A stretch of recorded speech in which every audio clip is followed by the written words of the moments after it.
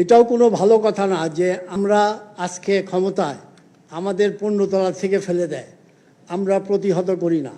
এটা তো ভালো কথা না। আজকে আমি যেখানে থাকি ওখানে আমাদের মিডিয়াগুলি ওইখানে 2বার 3বার হামলা হয়েছে। আমাদের মাননীয় সালমান ভাই উনি বলেছে আপনি যে কোনোভাবে মিডিয়াটা রক্ষা করেন।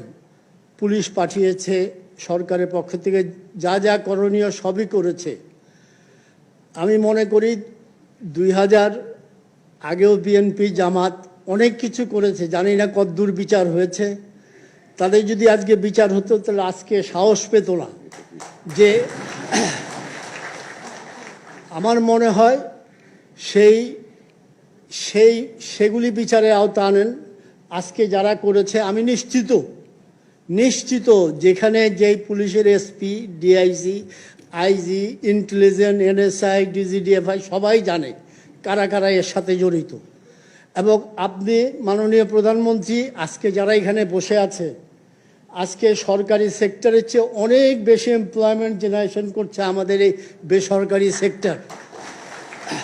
আপনি বেসরকারি সেক্টরের যে অবদান কেউ অস্বীকার করতে পারবে না। আমরা কষ্ট আছি সবাই জানে। আমি বাংলাদেশ ব্যাংকে আমি নিজে যাই, এনবিআরে যাই, দাঁড়ে দাঁড়ে ঘুরি, তবু আমাদের বাঁচান। ব্যবসায়ীরা 80 টাকার ডলার এখন 120 টাকা দিতে হচ্ছে। এখানে সবাই রক্তক্ষরণ হচ্ছে, কিন্তু আমরা সবাই ধৈর্যশীল। আমরা জানি আমাদের সামনে উন্নয়ন আর উন্নয়ন। আমাদের যে ক্ষতি করেছে হয়তো আমাদের 5, 7, 10 দিন, আমি মাঝে মাঝে বলি কারফিউ আরও আগে দেওয়া উচিত ছিল। আর কারফিউটা যদি আগে দেওয়া হতো আরও ভালো হতো। কিন্তু আমি জানি মাননীয় প্রধানমন্ত্রী কোনোদিন চাইতে পারেন না যে এত এক্সট্রিমে আমি চলে যাই, তবু এবার বাধ্য হয়েছি। আমি নিশ্চিত আমরা ব্যবসায়ীরা অধৈর্য না হয়ে আমরা সবাইকে ধৈর্য ধারণ করতে হবে। সবাই আমরা আজকে আপনি 14 বছর আগে চিন্তা করেন, আমি সহ আমি কোথায় ছিলাম, আজকে আমি কোথায় এসেছি।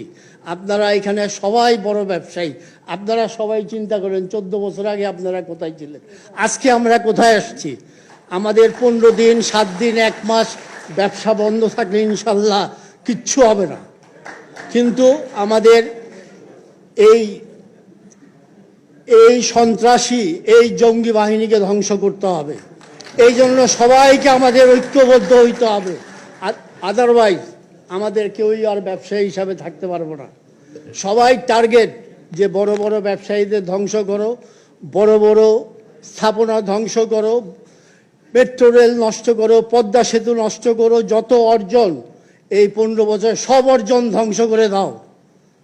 কিন্তু কোনো লাভ হবে না। আজকে শুধু শেখ হাসিনা একা না, শেখ হাসিনার সাথে 20 কোটি মানুষ আমরা সম্পৃক্ত।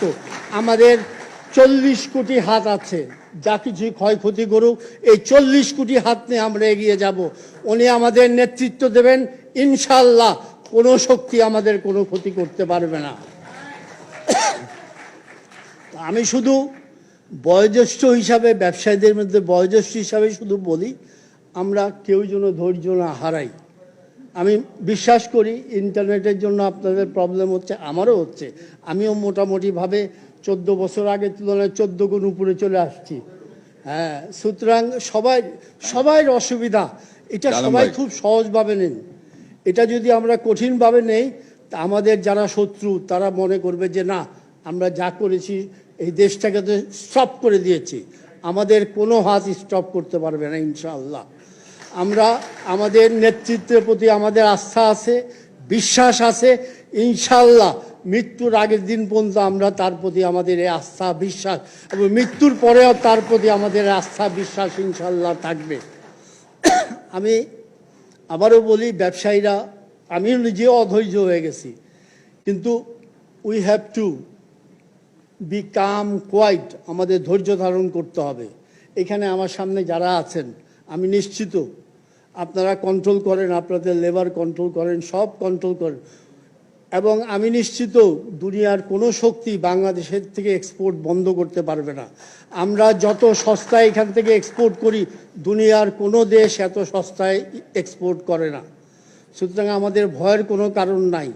আমি নিশ্চিত খুব শীঘ্রই আমাদের সবাই চেয়ে অনেক বেশি চেষ্টা মাননীয় প্রধানমন্ত্রী, আমাদের বেসরকারি সেক্টরে সালমান ভাই এফবিসিসিআর প্রেসিডেন্ট, ওনারা অনেক বেশি চেষ্টা করছে যে সব কিছু আবার আগের পর্যায়ে নিয়ে আসি।